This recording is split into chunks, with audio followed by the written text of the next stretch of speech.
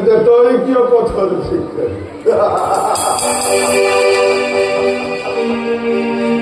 প্ৰতাৰণা কংসৰ শ্ৰেষ্ঠত্ব কংসৰ আধিপত্য কি হবে নাৰী শুনবলৈ চালু কৰিছে শক্তিহীন নৰক সমাজে সিহঁতৰ ঈশ্বৰৰ ওচৰতবোৰ কামনা কৰে কিন্তু সিহঁতে নাজানে যে কংস অপথ্য কংস ইচ্ছা কৰিলে সকলো মৃত্যু হোৱাৰ বন্ধ কৰিব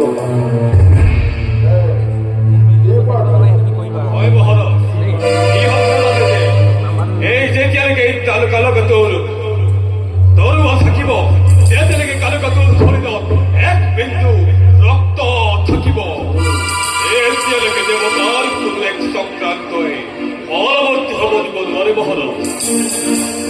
আৰু আদেশ কৰিলে কালকেতো সকলো দেৱতাকে বন্দী কৰি আনি আপোনাৰ ওচৰত গতাব মাৰু মহাৰাজ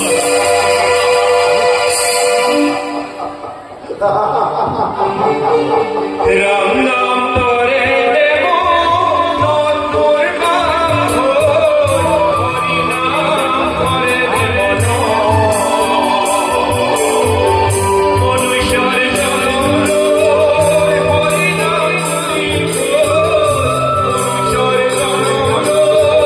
হরি নাম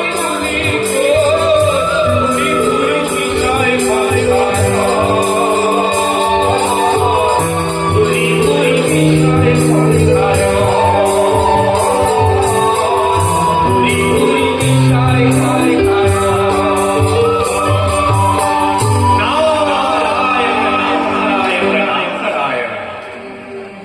আসল দেবর্ষি এই আপনাকে উপবেশন করে নারায়ণে নারায়ণে কংসর জয় জয়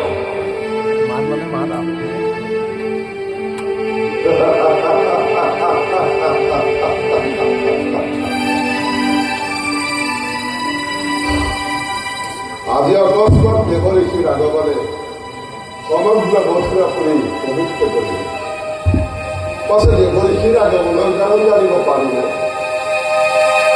কংস তোমাক মই বহুত ভাল পাওঁ কিন্তু কংস তোমাৰ অমংগল দেখিলে মই সহ্য কৰিব নোৱাৰো কংস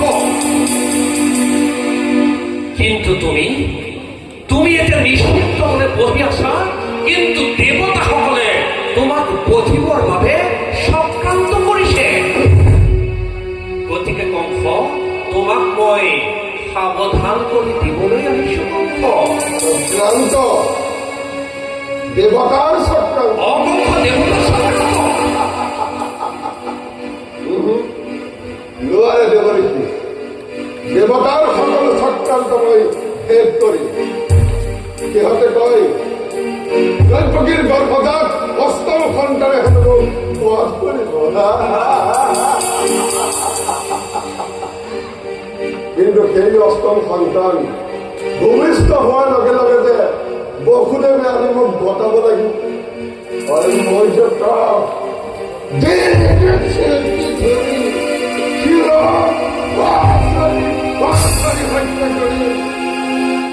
এই কথা সিহঁতে নাজানে মনুষ্যর স্বর্গভস্ম ছয় পুত্র এই দৈবকীর গর্ভত জানতে তোমার দ্বারা উদ্ধার করব লাগিব কংস এই কথা তুমি না জানা তোমার দ্বারাই ছয় পুত্রকে উদ্ধার করিব লাগিব কংস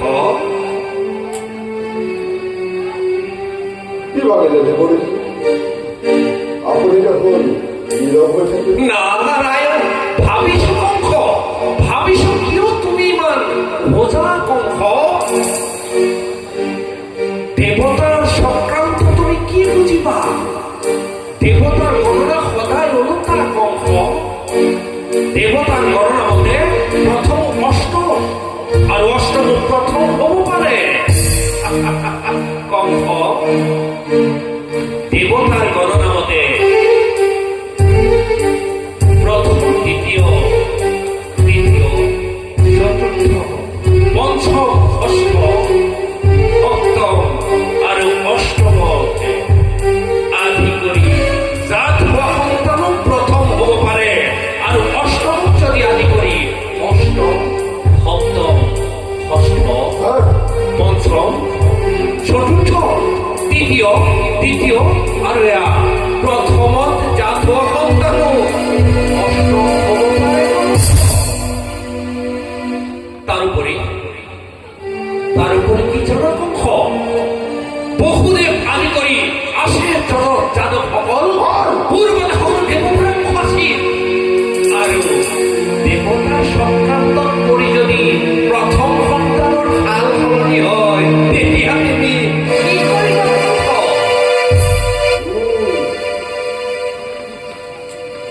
কথা মোৰ শৰণাগত হোৱাৰ আশংকা দেৱতাৰ মনত যে ত্ৰাসৰ সৃষ্টি হৈছে তেনে ক্ষেত্ৰত সকলো সম্ভৱ মোৰ পৰম হিতাকাংক্ষী দেৱকীৰ কথা শুনিলা শুনিলো মহাৰাজ কিন্তু মহাৰাজ এই কালাকাতৰ হেতু বিচাৰ কৰিবলৈ শিকা নাই শিকিছে মাথো আদেশ পালন আৰু শিকিছে এই তীক্ষ্ণ শিৰাঘাতত সত্তৰ শনিতেৰে নৈ পাবলৈ আদেশ কৰে মহাৰাজ এই মুহূৰ্ততে কৈ তেনেদৰে নহয় জানো? শুনা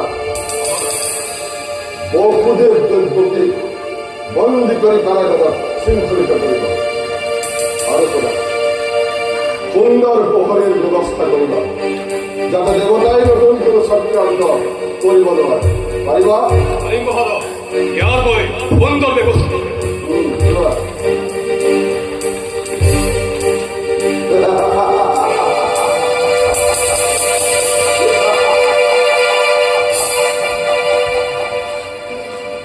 দেৱৰীতি কংস এতিয়াতো দেৱতাৰ সকলো চক্ৰান্তই ব্যৰ্থ হব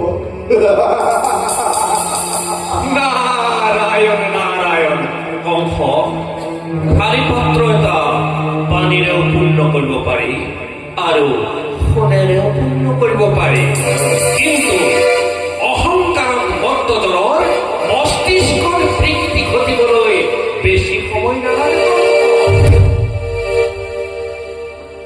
গতিকে কংস পানীৰে পানীৰ ভেলা কিন্তু বন্ধ কৰিব পাৰি আৰু অন্তৰৰ সমীক্ষা বন্ধ কৰা বৰ কঠিন কংস গতিকে তোমাৰ সন্মুখৰ সমস্যা প্ৰতিৰোধ কৰি নিজে মুক্তিৰ উপায় চিন্তা কৰা মই এতিয়া বিদায় হেমানিছো কংস দেখোন হেৰো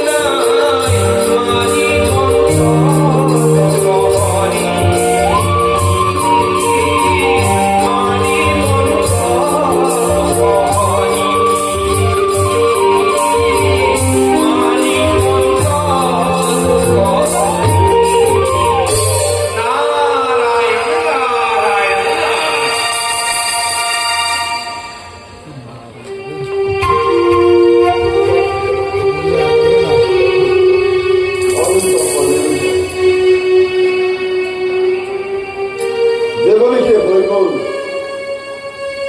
অনন্ত শৰীৰৰ দ্বাৰা বৰ্ণনা কৰাৰ তাৰ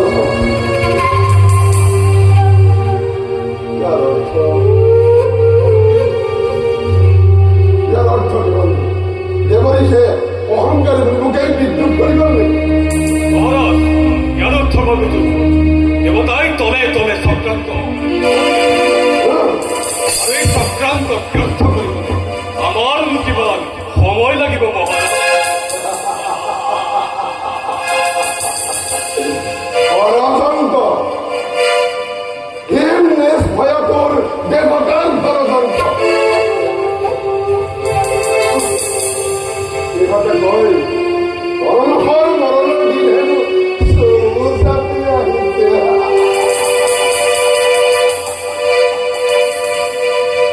কিন্তু সিহঁতে নাজানে যে কংস অবৈধ কংস ইচ্ছা কৰিলে সকলোকে ফলৰ পৰা মৃত্যু মহাৰাজ ৰজাবিলাকে মোকেই সিহঁতৰ ভাগ্য বিধাতা বুলি মানি লৈছে মহাৰাজ দাদক সকলেৰ নেতৃত্বেৰ মতে যাতে পদাবিদ্যুৎ হব নোৱাৰে তাৰ বাবে যাদৱ নেতা বহুদেৱৰ আপোনাৰ ভক্তি বিয়া দিয়া হৈছে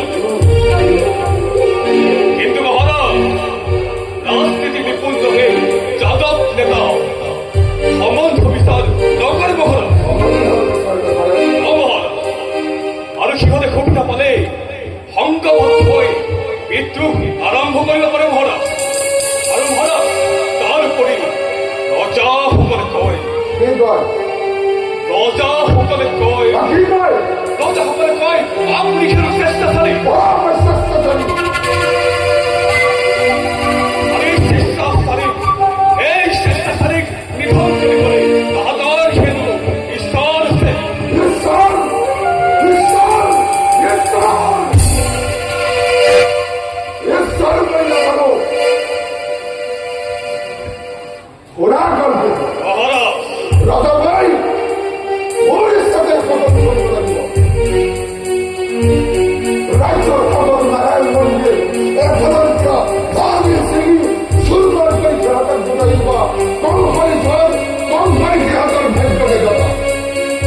আর যদি তোর উপায় আপত্তি করে কিন্তু তার ঘাট ব্যক্ত ঘাট করে স্বর্ণ সামনে করবা। আর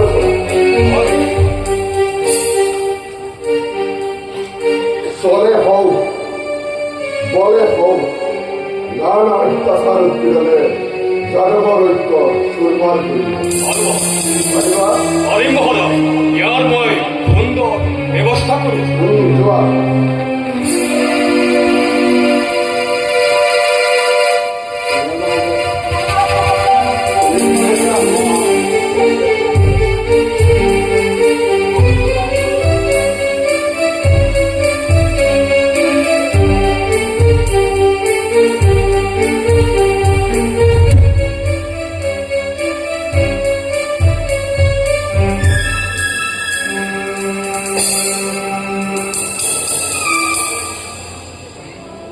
কংস বাধা কংস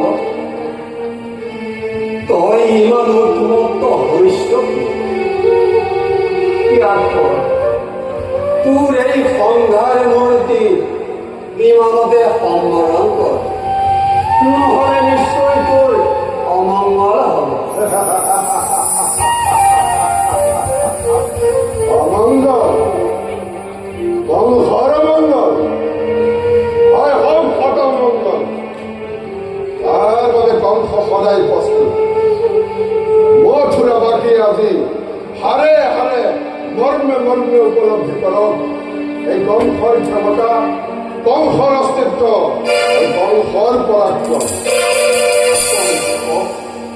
তোৰ এই ক্ষমতা আৰু পৰাক্ৰমে যদি যুগমীয়া কৰিব খুজিছ তেন্তে দয়া আৰু ধৰ্মৰে মাজেদিহে পাৰি, নিষ্ঠুৰতা আৰু চেষ্টাচাৰিতাৰে নহয়। ভাবি চা তই কিমান নিষ্ঠুৰ, তোৰ অত্যাচাৰত আজি শত সহস্ৰ প্ৰজা সৰ্বহাৰা সৰ্বশান্ত।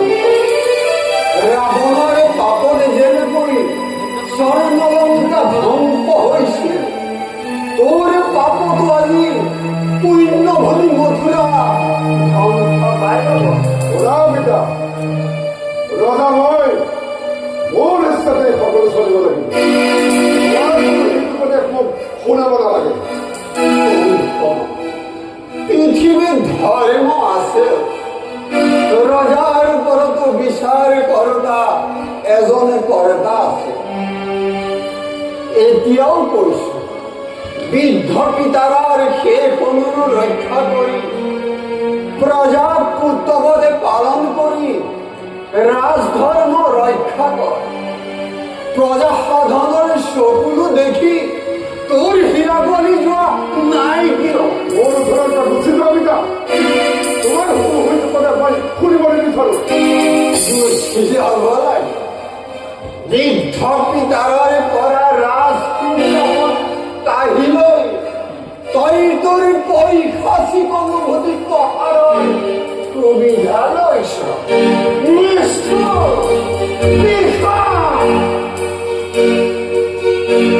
মথুৰা কাটি হাজাৰ হাজাৰ প্ৰজাৰ চকুৰ পানীৰে নৈ গৈছে, দেশ জুৰি মহাদুৰ্ভিক্ষ হৈছে। তথাপি তোৰ হিয়া কৰিব নাই কিয়?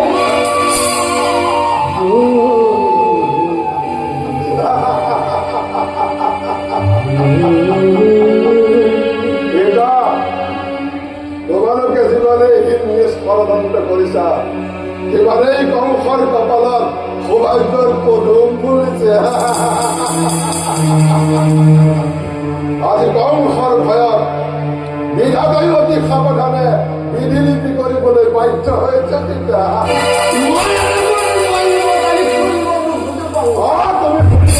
শিক্ষা কৰিলেও মই তোমাক শুনাবলৈ বাধ্য। শুনা পিতা, দৈৱকীৰ কৰাৰ ব্যৱস্থা কৰিছো। ঠিক সেইদৰে দৈৱকীৰ গৰ্ভজা প্ৰস্তাৱ সন্তানকো যেদিনা মই যে ইচ্ছে হত্যা কৰিম, এইদিনাহে কংসৰ ধ্বংস যজ্ঞ কন্যাৱতী হব। কেইদিন প্ৰায় সমাজত দৈৱকীৰ প্ৰসন্তান অতি বছৰত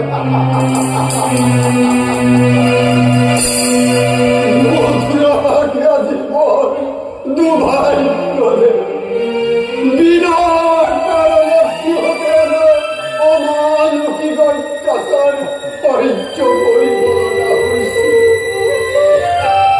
রজার আগতে প্রজার করুণার্তনা, স্বামীর আগতে তিরুতারে লাঞ্ছনা, পুত্র আগতে পিতৃর যন্ত্রণা, নিষ্প্রাণ নিস্তপে দরদে সহ্য করিব না হইছে।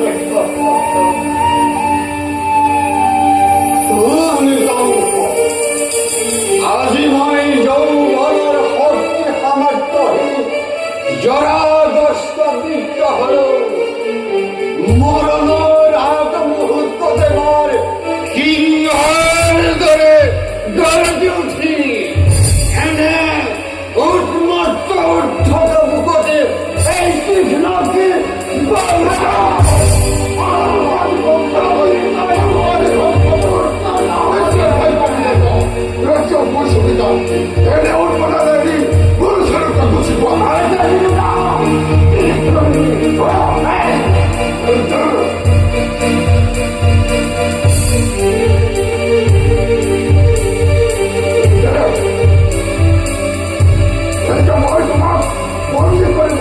বাধ্য হতে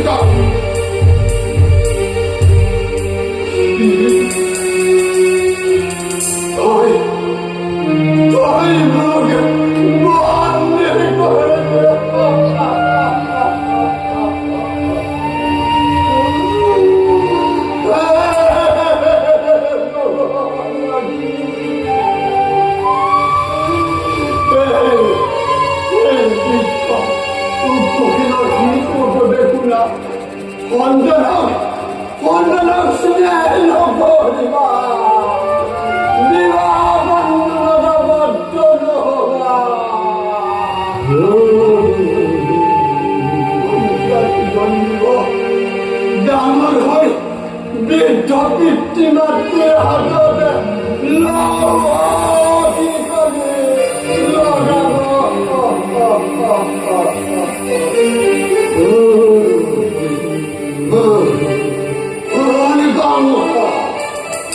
আজিমার যৌবনের শক্তি সামর্থ্যহীন জরাবস্থিত হল। এনাদের মধ্যে উদ্বোধন করে আর পূর্বে তোমার বন্দী করা হবো। আর